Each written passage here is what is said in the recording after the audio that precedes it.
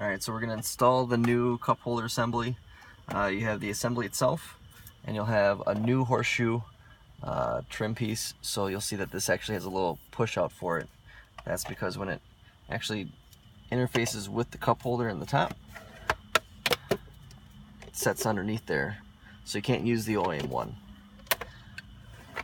Alright, so first things first, we want to put that blanking plate in, and we're going to put that parking brake switch back into place. We're going to flip it over. You have your parking switch, and it's the same setup. Put it in place, and use that same 3 T20 Torx that you had last time. Hopefully you didn't lose any in the cavity there.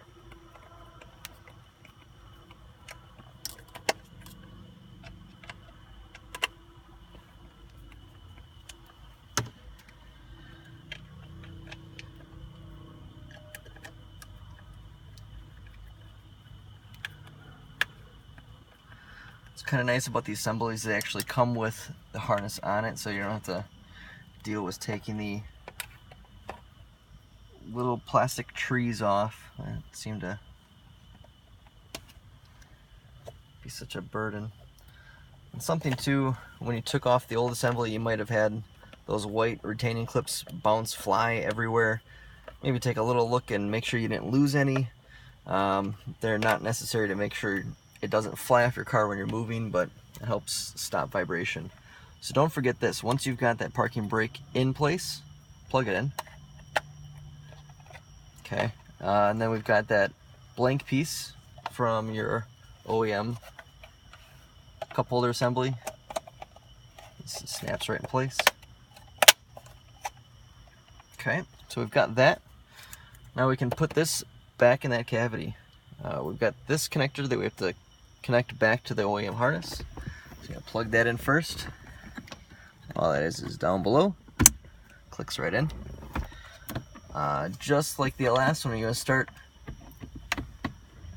you're going to pivot it in there. There's 2 little slots that you want to try to get it in. I think it makes it a little easier to try to install it with the lid closed here. So you want to try to get it worked into place.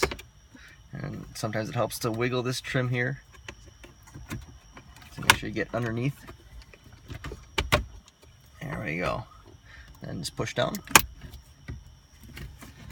And make sure on this back side when you push down that you've got these clips retained within that opening there. I don't know why they decided to do that, but it is what it is. So the front's in, back's clipped in. You can push these side clips in now. Pop one out. Okay. So then we can put this in place. And then there's just 3 clippies here. These little, I would assume they're just anti-vibration to stop noise from plastic to plastic. You can pull these off of your original ones. They're optional.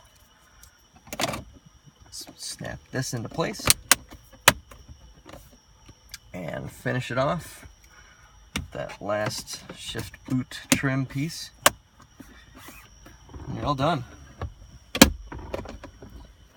Last thing that you may have come across, if you start up the car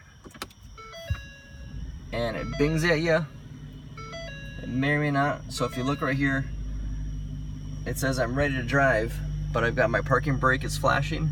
The park brake malfunction in service now. That's because you unplugged the parking brake. It's just mad.